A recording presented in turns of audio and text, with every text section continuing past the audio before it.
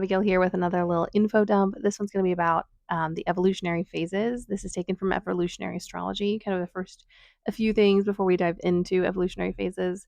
I think even if you don't practice astrology or evolutionary astrology, if you are interested in past life work, these phases are incredibly helpful for kind of understanding where the soul is in its progression. Um, so I'm going to talk kind of primarily about breaking down the phases. I'll mention a couple astrological things, but I want to keep this really digestible and not go too crazy. Also, this is an info dump, so it is going to kind of be, a very flowing conversation. If you have questions because I yeeted to a different subject, you can always pop them in the comments. I know, and please subscribe while you're there and like this video. Um, Secondly, I'm not technically considered an evolutionary astrologer. I bounce around too much. It's a part of my mediumship, so I tend to follow spirit. So I do not follow a lot of the kind of process that is generally agreed upon by certain schools of thought. And also, I don't tend to read in porphyry, excuse me, which is a really big deal for evolutionary astrologers. Um, I am dyslexic. It is easier and more functional for someone who is dyslexic, from at least from where I am standing, to read in whole sign. I will read in porphyry if the whole sign chart isn't making sense. Um, or if spirit leads me to porphyry.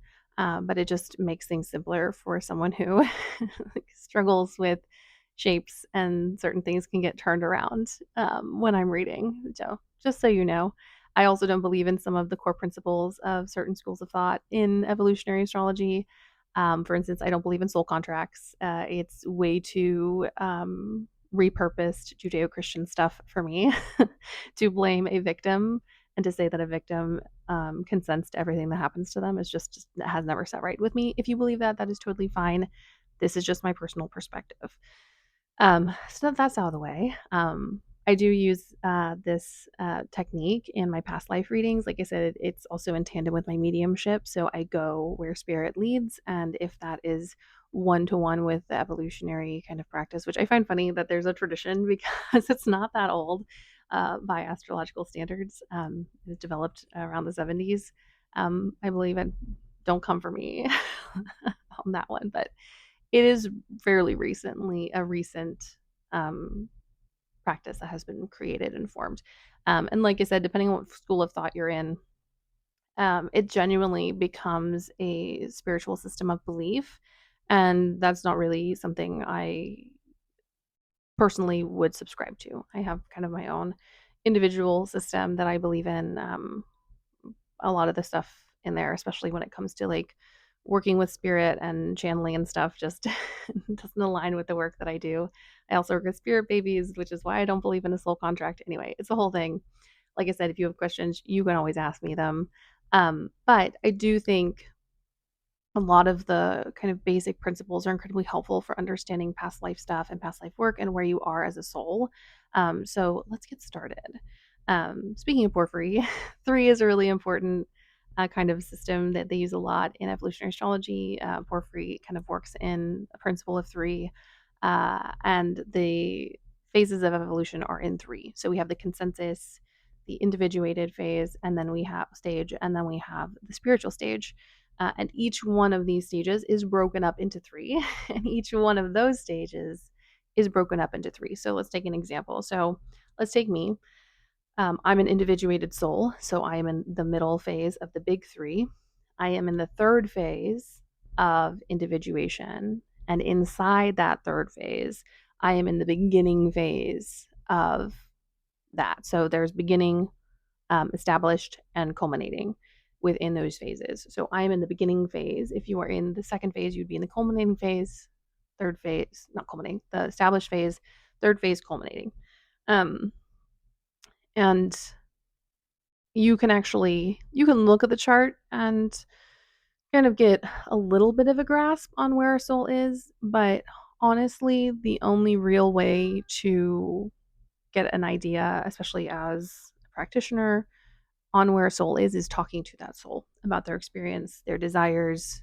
Um, the person who you're reading to or discussing is always the most important part of a reading. So their experience and their perspective is really important to understand where they are evolutionary wise. Excuse me, I have tummy problems and they tend to be on strike in the mornings. Um, so, we have these 3 phases. The first phase, the consensus is kind of 70% of all souls on Earth. It's important to note the consensus, if it isn't like a fixed group of people, the people who fit in the consensus and the values of the consensus are different based on where they are in the world, what culture they function in, what society they function in. Some kind of overarching principles of the consensus is kind of herd mentality, depending on what part of the world you're in, obviously 9 to 5 type of stuff. You can be an individuated soul and work a 9 to 5 job. You will find, however, very likely that it doesn't really suit you and you're kind of just enduring it. Same with spiritual people. Um, Spiritual people might be more at peace with it to a certain degree, but it still doesn't really function well for the life. And a lot of spiritual people don't have typical jobs. Same with a lot of individuated souls. And if they do, it's not their favorite. Another one is religion. You often see really kind of strict religious practices fall into this, where there are very like black and white binaries. I think the best way to understand the consensus, rather than being like this exact stuff, is it's very black and white. Not that black and white is how the world functions, but people in the consensus see things in a very binary way. This includes things like queerness. You're not going to often find queer folk in the consensus. If you do, they are probably hiding, and we'll talk about that later. You might see, because the consensus does shift over time, and it's currently going through a really massive shift. It has a lot to do with the astrology, the timing of things, Pluto and Aquarius, but a lot of astrologers are noticing that the consensus is changing. Depending on where you are, you can see people who you think are like progressive, I guess, who are still in the consensus. People who are like, well, it is how it is. They're very comfortable with the status quo. I have family members that I know are in the consensus, but they are gay. So you can see that, but their gender identity is not gender identity, their sexual orientation is very much secondary to their place in society, and they're very concerned with how they are perceived. My personal opinion on this is that we're dealing with some hiding signatures. So these are souls that are trying to hide in the consensus, and they couldn't hide all the way, but they have done their very best to hide. For instance, they are very conservative. Um, so there's this kind of back and forth. So they're probably individuated, but they are hiding in the consensus. But you can still find people who you might consider more progressed in the consensus. Like I said, it can be hiding, it can be the part of the world that they are in. Like I said, the kind of whole thing is kind of shifting.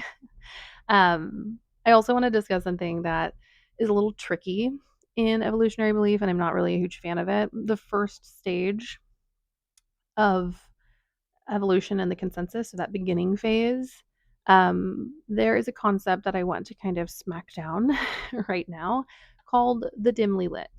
And there's a belief in evolutionary astrology that disabled people, specifically ones who do not have control of their body or are unable to talk, fit in that dimly lit phase. Now, do I have answers to this? No, but I know that that is a deeply ableist belief, and the term dimly lit is deeply offensive.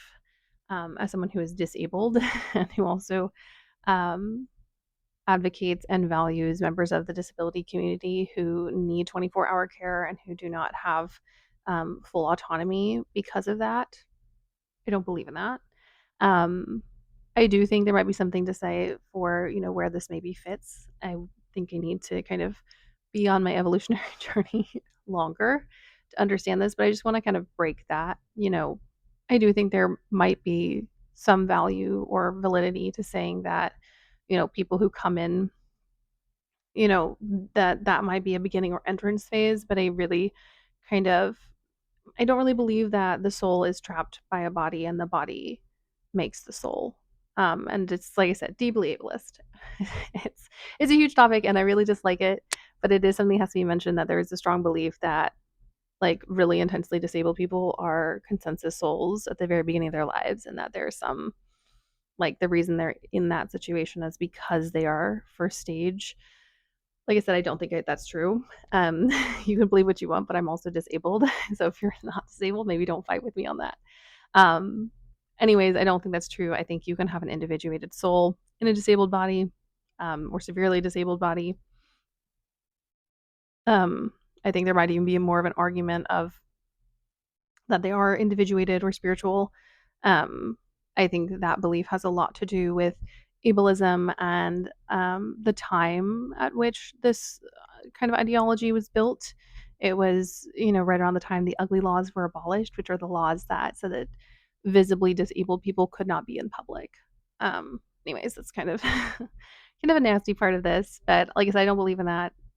I'm sure there's a place for disability and understanding it in the context of past life stuff, but it's really important to be careful to not try to ascribe punishment or struggle or um, being forced into difficult positions because that's why you're disabled. I don't think that's valid. Anyways, off my soapbox. So we have the consensus, first stage, you're going to be seeing people with less developed views. They're kind of discovering life for the first time. We're also talking about, souls who have just either finished the cycle or just starting the cycle initially. So, these are people who are really kind of finding their way in life and they're really attracted to and drawn to consensus ideals. It is comfortable and safe for these new souls when they come in to be like, oh, there's this binary system and I can just do these things and it means what it says, which is not how that system works. But those fresh souls are like, oh, I'm gonna, this is, a really simple one to one. There's a lot of laws, there's a lot of rules. I can't mess up if I know what they are, right? Second stage of any of the phases is the hardest one, in my opinion. You get a lot of angry people in second stages, even in spiritual, yes. Also, important to note, evolutionary progression is not a hierarchy. You are not a better person or a better soul or going to be more enlightened based on it. There is kind of a funky belief that spiritual people are like way more enlightened. But it's important to know that maybe those souls have progressed further, but they are still human. They are fallible. A lot of spiritual souls make mistakes just like the rest of us. It depends on what the soul's condition is and how they're choosing to engage with their journey through their soul progression. But secondary phases, you always get anger and individuation, you get anger. So these are kind of the angry, frustrated people in the secondary stage. They're very set in your ways. These are people that if you are an individuated or spiritual soul, that you're just not going to move. They're not progressed enough to see your perspective or to understand where you are coming from. Doesn't mean that they can't see a different perspective, but they're not going to agree with you. You see more of that in the final phase of the consensus, where the soul is still in the consensus, but they're like, maybe things aren't black and white. Maybe, things can be done differently. I had another relative who I think was hiding in the consensus, or in the very least, transitioning between the final stage of the consensus and individuated. And you could see that struggle between wanting to be accepting of individuality, but really struggling because of where their soul has progressed to. So it's important to note that consensus people are not going to change or accept you. It doesn't mean that you shouldn't have those conversations. It doesn't mean that you can't set boundaries and have a relationship with them. There are just some really innate things about them that are not going to shift and change in this lifetime. Third stage consensus is interesting because you do start to get people who are okay with a little bit of dynamic shift and change, especially if you're looking at third stage consensus and then the third stage within that stage. Um, like I said, I've had a couple family members pass over who I do genuinely believe think are coming into their individuated stage. It is not an easy transition, and when they pass, you can see the difficulty because the soul, it's not like you don't just transition, you move between those phases as you transition. So that's kind of how the consensus works. All of us know consensus people. You're rarely going to see them in spiritual places, or places that have more expanded consciousness, because that's just not what appeals to them and what works for their soul progression. They will be in church, they'll be believing certain things. It used to be that being like an atheist was very much an individuated phase things. Although I will say, like I said, the consensus is shifting. I have seen atheists in the consensus. So that's not kind of a complete identifier anymore for an individuated soul. So, and it's kind of unique to the second phase of individuation, the kind of lack of belief in God. Anyways, so moving into the individuated phase, this is where the soul making, um, is struggling to kind of break out of the consensus, especially in the first stage. It's almost like the soul has gotten to know itself for the first time. There is this drive to be different. There is this need to be different. The individuated stage, there are queer people obviously in the spiritual phase, but the individuated stage is where oftentimes those stories of queerness really kick off. If you see someone who's openly queer, especially younger queer people, these are usually, especially if their clothing kind of matches that identity, these are clearly individuated souls. Um, if they're surrounded by a lot of consensus people, a lot of times we're looking at first stage people. That is not always true. I was surrounded by a lot of conservatives and I'm third stage, but especially very, very young. We're looking at kind of beginning individuated souls. I might scratch that. I don't think you have to be surrounded by consensus to be individuated. However, that individuation process is magnified by the lack of individuation by the people around it. So it's a very obvious moment. You see a lot of struggles in that first phase. Struggle isn't innate to it. Every phase has its own struggles. Um, but this deep desire to be different, this deep need to not follow the norms at any cost. These are really, this is a point where the soul gets really driven to be different. And, we have those three phases within it. So that first phase is really difficult. You're going to see a lot of gender, like you see a lot of questioning. You don't have to be queer to be individuated. It is just often a very strong theme. But say you're not, say you're straight, say you identify as your gender at birth. This need to be different can come out in clothing or in career choice, becoming an artist when your entire family has been in law or something like that. This deep need to be different. And it's important to note that the difference is based off the society you're in. So if you're in um, a society that, where women aren't allowed to do much, then that individuation could be the soul, you know, being like, no, I'm going to do everything. And not only am I going to do everything, I'm going to do things that are traditionally male. I don't believe in those things, but it exists. So that's a way that you can see that. But it is this struggle. It is like the butterfly coming out of the cocoon, fighting for its life to be its authentic self. And this is kind of the story of the entire individuated stage. Second stage is kind of an angry stage. Second stage is that stage in individuation when, the soul, and with evolutionary phases, it's not like one lifetime, one phase. You can be in the same phase for multiple lifetimes.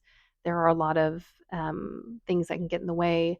In astrology, there's something called a skip step, where you have the nodes of the lunar nodes, and there's a planet that is square to them. I have that. That can cause a soul to stay in a phase longer. There's a lot of reasons why a soul may not progress. It may need to learn something specific. It may need to meet someone in that specific phase. It's not a judgment call, but it usually does mean the soul is required to do more work there. So these aren't one-to-one things. Anyways, second stage individuated, you get a lot of anger and frustration. The way it was described to me was kind of like punks and older punks, this desire for like anarchy and liberation and going against the grain, and also kind of the hippies as well. Um, going against the grain and this desire for new things and this galvanization, and then getting older and realizing that no matter how much you have changed, the world is still primarily consensus. And it causes this bitterness and this anger. You see a lot of apathy in the second stage. You see a lot of atheists. I don't think it's wrong to be atheist, but kind of the version of atheist where nothing is real, so why is life worth living? And it's a genuine and honest response to the fact that life is not easy, and you know the world is cruel and harsh, and these really hopeful, enlightened souls coming through the struggles of the first stage of individuation hit the second phase and they're like, nothing has changed. The world is in a better place. The work that I did in that past life did nothing for me. Insert expletive because we're on YouTube. I normally curse like a sailor. Uh, might be because I wasn't allowed to as a child. Anyways, away from the psychological reasons why I have a foul mouth. Foul. Um, so you see a lot of anger and frustration. I know several people like this. They are very apathetic. They don't like to engage in the world after a certain point. Maybe they did when they were younger, but as they get older, they're like, what is the point of all of this? I've done all this stuff and it doesn't matter. I often see natalists, groups of people who are like, children shouldn't come into the world. It's a very second stage individuated idea. Like I said, there's nothing wrong with it. These people have a valid point. They're not wrong. It sucks. Um, but you can identify them by how mad they are. I have a lot of kind of secondary anger that I've always felt. And that's because I was born end of the second stage and I transitioned into the first stage. And it was a really hard transition. You can transition phases in your life, it doesn't have to happen on death. But if you live if you live through it, there are both benefits and negatives. The benefit is that you're not just dropped into a second state, a next stage as a soul, but it does mean that you have to live through that progression. Um, People can transition at any point in their life. I will say it is incredibly, extremely rare to do more than one transition in a lifetime because the soul only has so much capacity and you can break and harm the soul if you try to push through multiple progressions. Time is not your enemy. You need to learn what you learn. Trying to buzz through multiple phases and stages is ultimately harmful and you bypass stuff and oftentimes will get sent back. Not really sent back, but you'll get stuck if you try to go too fast, too quickly. And that's just a lesson the soul has to learn. I did mention hiding signatures, and that's something you can also see in a chart. So you can find individuated people hiding in the consensus where like you'll see them doing their little thing 9 to 5, and then you as an individuated person start talking to them and they're like, oh yes, and like my spare time I read books on X, Y, and Z, and I really dream of another life, but they meanwhile have a house in the suburbs and like, are very, very traditional. That is someone who is hiding. I have also seen souls who are not hiding intentionally. I have seen souls whose parents intentionally tried to hide them because they are hiding in the consensus. That is something that happens too. But the hiding signature is often in the 12th house. If there are a lot of planets in the 12th, it can be a really sign of deep connection and a need to really progress, through your phases and to understand these deep, unknown mysteries of the universe. But it can also be in the 12th a symptom of having been hiding. I have planets in the 12th. That is my hiding signature. I have had to go undercover before, as it were, to survive. And there's no guilt and shame in that hiding and surviving.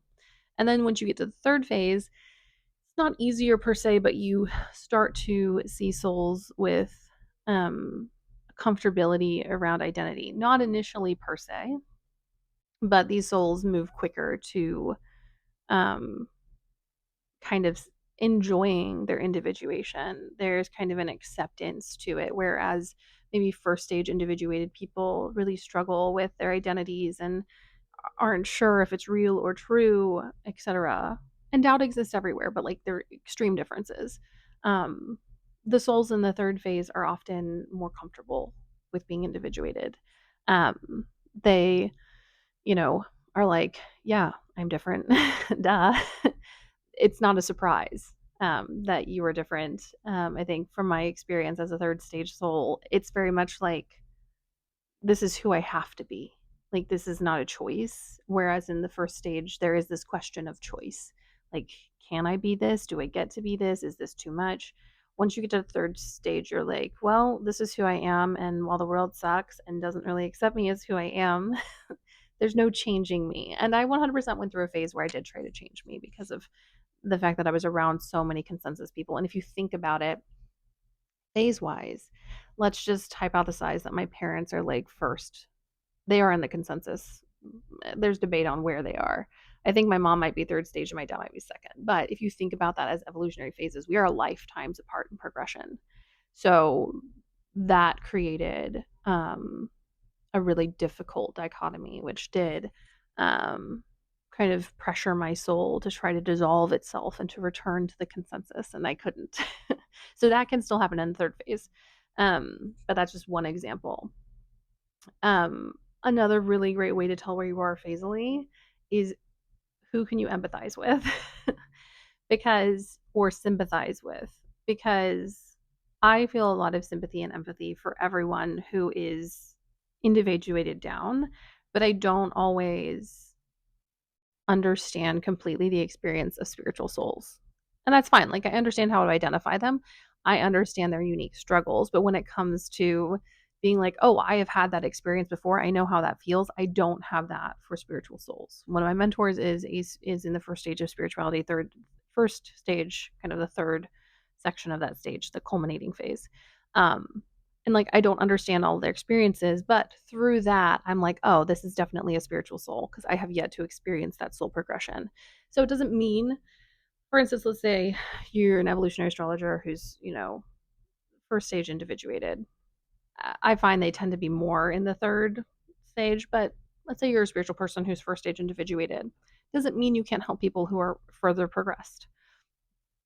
We all have our unique gifts and talents. However, it doesn't mean that you're not going to understand it one to one. You're going to have to let them have parts of themselves that you're like, I don't get it, but I'm glad you enjoy it.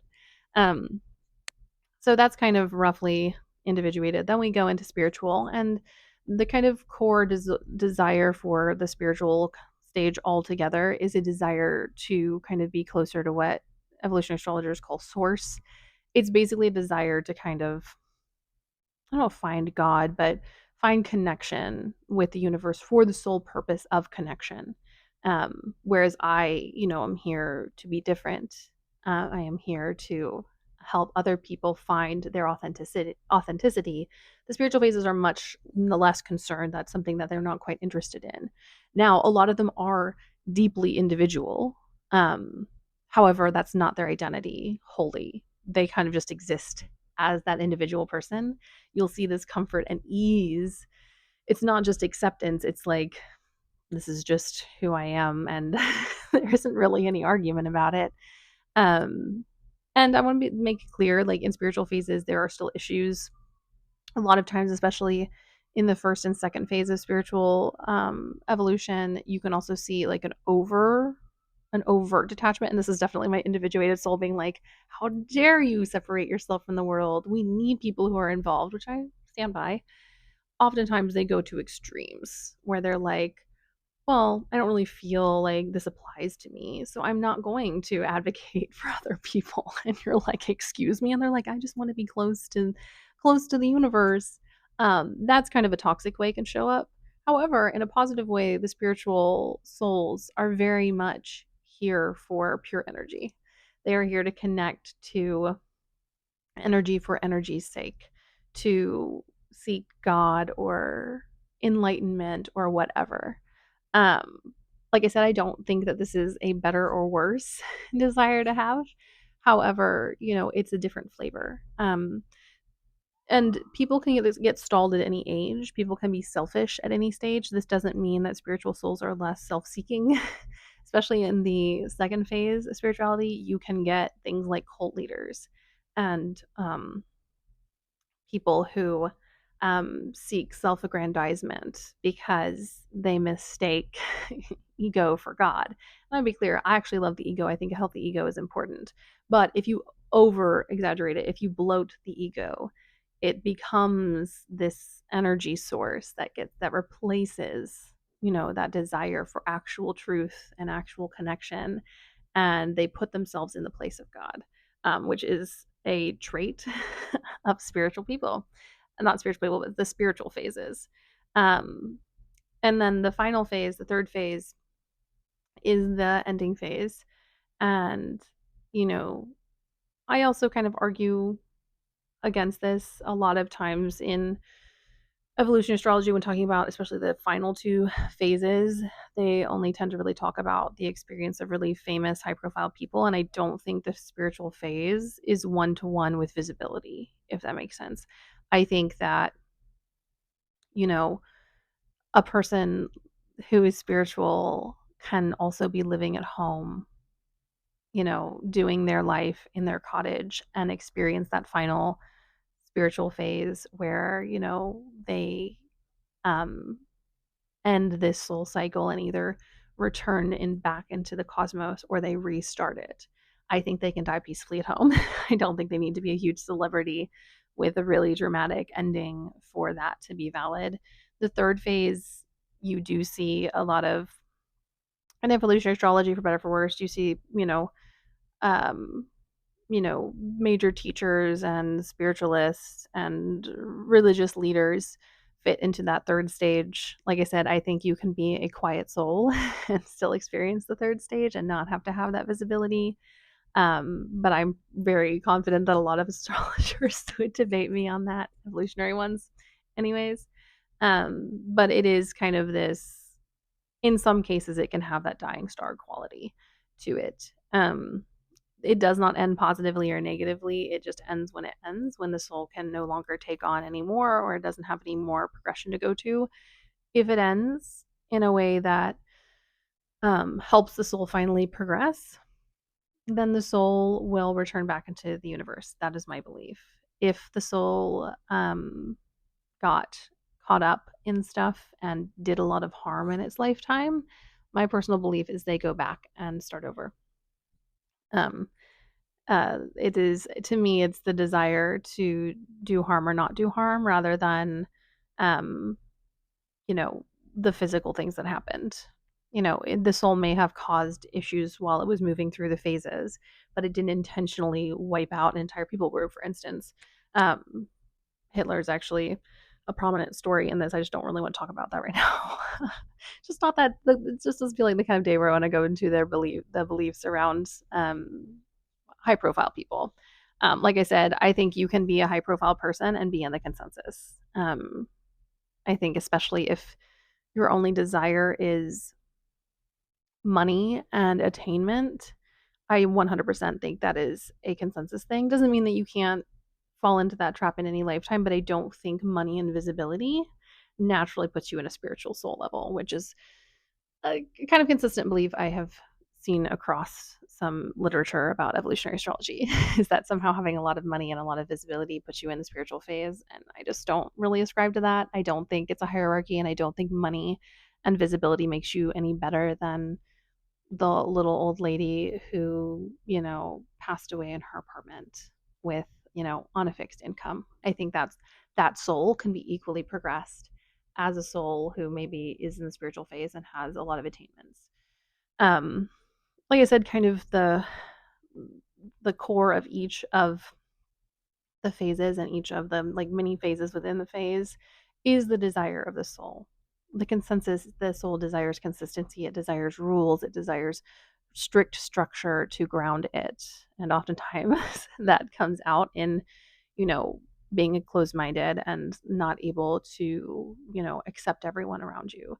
Individuated stages, that's deep desire to be different, that deep desire to, um, you know, see things and experience things that are different and to participate in a way that is meaningful. It's not across all the things we've talked about how in the second phase. The second phase of all of the, stages tends to be the phase that is most inward looking, and that can cause the soul to be apathetic and to be self-serving.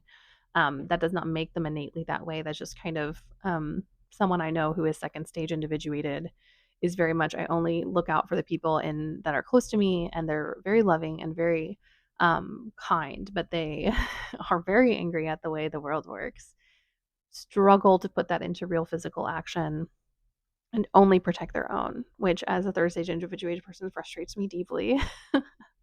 But that is kind of the ethos of a second stage. It is that very much I can only take care of this. It's all about the kind of interpersonal circles. Whereas you get to a third stage, it's more about the collective in all of them. You'll even see it in the consensus. You'll see consensus people who are more about community in that consensus, and that's your third stage. Um, and also in the third stage of the consensus, you often find spiritual and individuated souls hiding because they either experienced a really traumatic lifetime or they just don't feel ready to transition.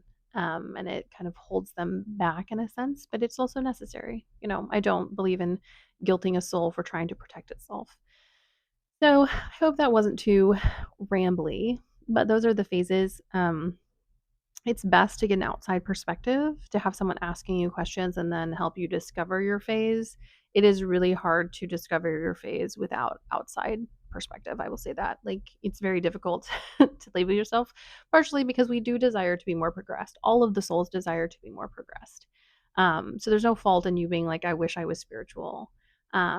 But there's nothing wrong with the phase that you're in if you are not in spiritual phase. Also, like I said, spiritual phases have their own issues. And it's not the spiritual phase people do not suffer, and it's not the spiritual phase people do not have things like skip steps. The spiritual person I was talking about earlier has a skip step, and it also has a sun in a skip step, which is different than the other planets. That means that there's a possibility of creating more skip steps. And so every point in their life, when a change happens, there is this really critical moment where not only could they stay in this evolutionary phase for another cycle, but they could create another skip step on top of this.